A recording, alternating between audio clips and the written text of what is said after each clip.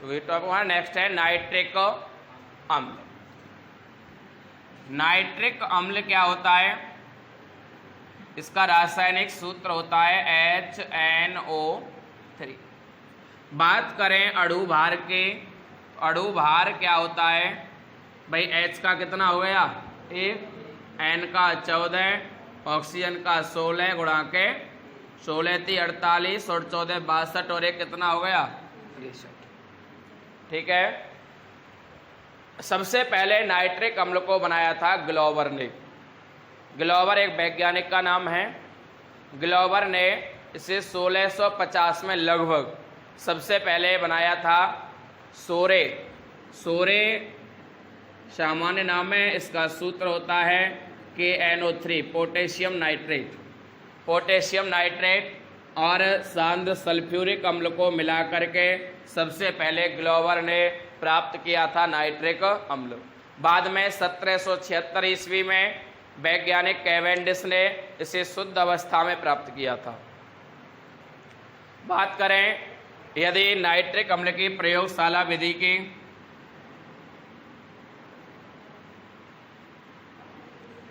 प्रयोगशाला में नाइट्रिक अम्ल को पोटेशियम नाइट्रेट या सोडियम नाइट्रेट, पोटेशियम नाइट्रेट, इसका सामान्य नाम होता है साल्टपीटर, साल्टपीटर या सोरे भी होता है इसका नाम, या ले लें सोडियम नाइट्रेट। सोडियम नाइट्रेट का सामान्य नाम होता है चिली साल्टपीटर।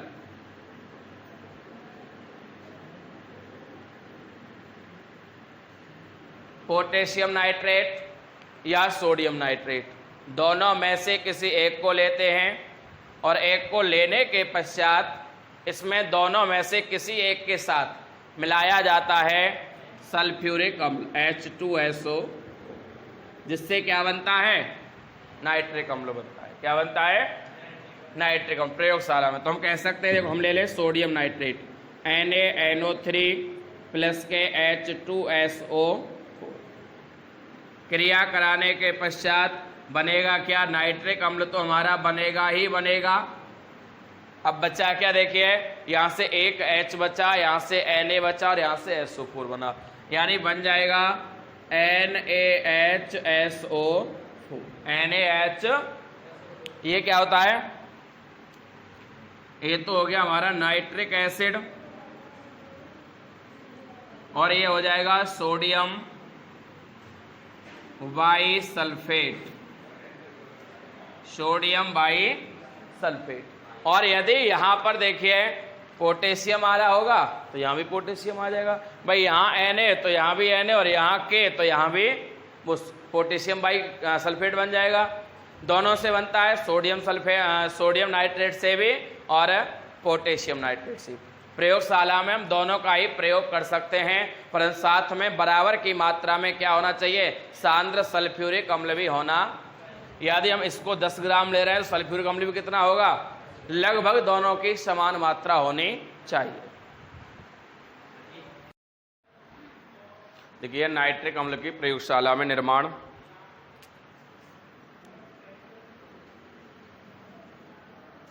नाइट्रिक अम्ल का प्रयोगशाला में निर्माण। बेटा देखो ये होता है रिटार्ट, इसको बोलते हैं रिटार्ट। रिटार्ट में हम दो चीजें लेते हैं, या तो पोटेशियम नाइट्रेट या फिर सोडियम नाइट्रेट, और प्लस लेते हैं H2SO। इन दोनों में से एक ही लिया जाता है, चाहे तो सोडियम नाइट्रेट या फिर इसको ये होता है हमारा बर्नर। बर्नर की सहायता से रिटार्ट को धीरे धीरे गर्म करते हैं। जब इसको गर्म करते हैं तो इसमें से वाष्प के रूप में HNO3 निकलता है, यानी नाइट्रिक अम्ल। और ये होती है रिटार्ट की नलिका, रिटार्ट का मुंह कह सकते हैं इसको हम, जहाँ एक स्टैंड के माध्यम से लगा रहता है, जिससे कि आगे की तरफ ज़्यादा बेंड ना हो या टूट के न गिरे। अच्छा, इस स्टैंड के बाद इस नलिका से जो हमारा HNO3 बनता है नाइट्रिक अम्ल, वो भाप के रूप में बनता है और वो सीधा कहाँ पहुँचता है? ग्राही में। ये होती है हमारी ग्राही। ग्राही में नाइट्रिक अम्ल पहुँचता है तो गैस अवस्था में होता है। उसको द्रव अवस्था में परिवर्तित करने के लिए एक पानी की टंकी लगी होती है और जो पानी की टंकी है इससे इस पर पानी छोड़ा जाता है, ठंडा पानी। ठंडे जल की वजह से ये क्या हो जाता है? गैस अवस्था से द्रव अवस्था में परिवर्तित हो जाता है और इसमें ही स्टोर होता रहता। यदि यहाँ पर हम पानी नहीं डालेंगे तो इस ग्राही के चटकने का भी डर होता है कि उसमें बहुत तेजी से गैस निकलती है नाइट्रिक अम्ल में से। जब ये पानी पड़ता है तो उसका टेम्परेचर डाउन हो जाता है और वो गैस अवस्था से द्रव अवस्था में प्राप्त हो जाता है। मैंने कल रिएक्शन लिखवाई पीछे, उसमें क्या था, जब ये बनता है तो इसके साथ या तो पोटेशियम बाइनाइट्रेट बनता है या सोडियम बाइनाइट्रेट बनता है। जो भी पोटेशियम बाइनाइट्रेट या सोडियम बाइनाइट्रेट होता है वो इस रिटार्ट में ही रह जाता है और HNO3 निकल करके ग्राही में पहुंच जाता है। जब हम पोटेशियम नाइट्रेट लेंगे तो पोटेशियम बाइनाइट्रेट बनेगा और जब हम सोडियम नाइट्रेट लेंगे तो सोडियम बाइनाइट्रेट बनेगा। दोनों की क्रिया सोडियम बाइसल्फेट और पोटेशियम बाइसल्फेट बनता है। दोनों ही प्रकार से क्रिया हमारी, चाहे तो पोटेशियम नाइट्रेट की कराएं चाहे सोडियम नाइट्रेट की कराएं, वो सांद्र सल्फ्यूरिक अम्ल के साथ ही होती है। देखो पहले इसके भौतिक गुण समझ लें। पहला गुण तो होता है इसका भौतिक गुण कि जो नाइट्रिक अम्ल बनता है ये रंगहीन होता है। क्या होता है? इसका कोई भी रंग, इसका जो घनत्व होता है वो 1.51 होता है।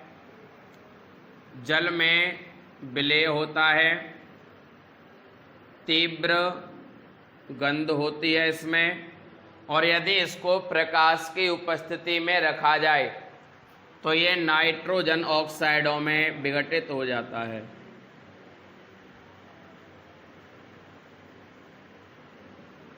यदि जो हमारा नाइट्रिक अम्ल होता है इसको हम कहाँ रख दें? धूप में रख दें या प्रकाश में रख दें तो ये नाइट्रोजन ऑक्साइड या तो नाइट्रिक ऑक्साइड बनाएगा या नाइट्रोजन डाइऑक्साइड बनाएगा। तो ये नाइट्रोजन ऑक्साइडों में परिवर्तित हो जाता है। तो इस रासायनिक गुण में नंबर 1 है अम्लीय गुण। भाई अम्ल क्या होता है? हम ये कैसे पहचान करेंगे कि HNO3 एक अम्ल है? या तो किसी क्षार से क्रिया कराएं तो लवण बनना चाहिए तो अम्ल होगा, या जल से क्रिया कराएं तो H पॉजिटिव आयंस देना चाहिए। ठीक है ना? तो हम इसकी क्रिया यदि जल से करा दें, HNO3 को हम विघटित करें यानी जलीय विलयन में इसको विघटित करें तो ये बन जाएगा प्लस H2O। जल से क्रिया कराने पर ये बना देगा H3O। क्या बनाएगा? H3O, 3 पॉजिटिव, या केवल पॉजिटिव रहने दो इसे। ठीक है ना? पॉजिटिव कैसे बेटा? देखो O का संयोजकता होती है -2 और H का होता है +1। 3 1 3, प्लस के 3 माइनस का 1 तो 1 प्लस का आ गया ऊपर। अब बचा क्या यहाँ से? प्लस NO3 बनाएगा नेगेटिव। NO3 क्या बनाएगा? भाई ऑक्सीजन की संयोजकता -2 होती है 2 तिया, और नाइट्रोजन की होती है क्या? 5। 2 तिया 6 और ये हो गया 5, तो यानी माइनस के 1 हो गई। इसको संतुलित करेंगे तो यहाँ H के कितने हैं?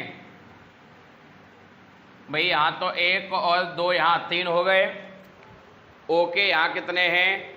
3 और 1 4, यहाँ भी कितने हो गए? 3 और 1, यहाँ N 1 है, यहाँ भी N, तो ऑलरेडी ये संतुलित है। ठीक है। तो अम्लीय गुण क्या होते हैं? जब ये जल के साथ अभिक्रिया करता है तो पूर्ण रूप से आयनीकृत हो जाता है। पूर्ण रूप से आयनीकृत का मतलब है जितने पॉजिटिव आयंस होंगे उतने ही नेगेटिव आयंस होंगे। देखिए बात करें नंबर 2 अपघटन। तो अपघटन का मतलब होता है टूटना, ठीक है। तो अपघटन क्या होता है? जब हम नाइट्रिक अम्ल को प्रकाश की उपस्थिति में सामान्य ताप पर रखते हैं तो ये टूटने लगता है नाइट्रोजन ऑक्साइड में। किसमें? नाइट्रोजन ऑक्साइड में पीछे बता दूंगा भौतिक गुण में। तो ये इसको तोड़ें हम, देखो HNO3, तो ये टूट करके बनता है नाइट्रोजन डाइऑक्साइड प्लस ऑक्सीजन और प्लस जल। इसे संतुलित करें तो यहाँ H कितना है और इधर कितना है, 2 से गुणा कर लीजिए। अब यहाँ N में 2 से गुणा हो गया तो यहाँ भी 2 से गुणा कर लेंगे, 2NO2 हो जाएगा। O कितना हो गया, 3 दूनी 2 दूनी 4 और 2 6 और 1 7 O हो गया। इधर कितना है? इधर केवल 6 है। तो संतुलित करेंगे तो क्या करें, इसमें 4 से गुणा कर लेंगे और इसमें 2 से गुणा कर लेंगे। भाई 4H हो गए, तो इधर भी 2 दूनी 4H हो गई। अब यहाँ 4N है तो यहाँ भी 4N होने चाहिए। H बराबर हो गया, N बराबर हो गया। बात करें ऑक्सीजन की तो 4 तिया 12 O हो गए। इधर 4 दूनी 8, 8 और 2 10, 2 एकन 2, 10 और 2 संतुलित है। देखिए 4H यहाँ तो 4 ही H, 4N यहाँ तो 4 ही N, यहाँ 12 ऑक्सीजन तो यहाँ भी 4 दूनी 8 और 2 10 और 2 12 ऑक्सीजन हो गए। ये रिएक्शन होती है कब? जब प्रकाश की उपस्थिति में नाइट्रिक अम्ल अपघटित होता है, यानी अन्य 2 या 2 से अधिक भागों में टूट जाता है। उसे हम क्या कहते हैं? विघटन या अपघटन कहते हैं। बेटा हम इसकी सल्फर से क्रिया कराते हैं, सल्फर से क्रिया कराएंगे HNO3 की, तो यह जाएगा सल्फर प्लस HNO3, ठीक है। तो ये बनाता है सल्फ्यूरिक अम्ल और नाइट्रोजन डाइऑक्साइड, ठीक है।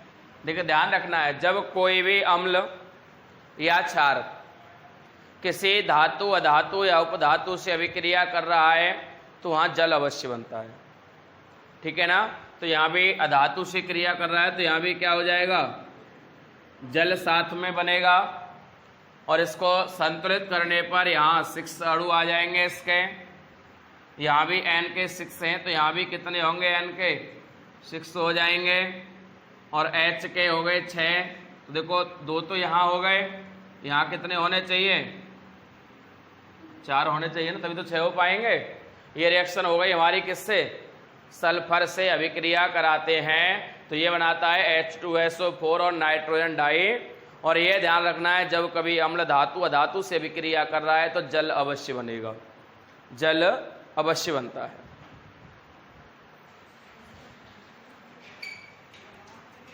कार्बन से अभिक्रिया,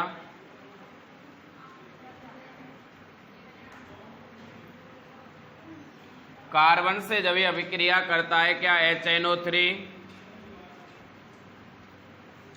तो ये बनाता है कार्बन डाइऑक्साइड।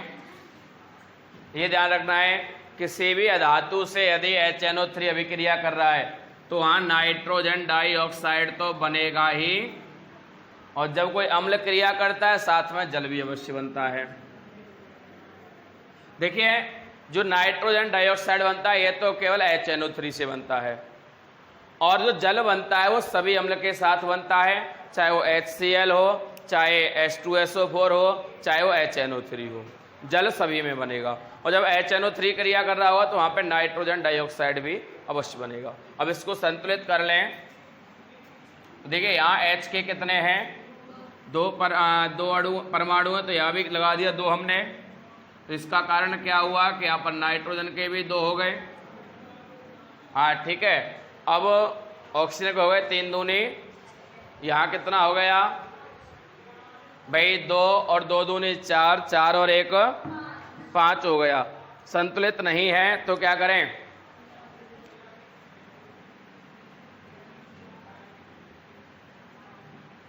यहाँ 4 से अभिक्रिया कर लो और यहाँ n के भी कितने हो जाएंगे?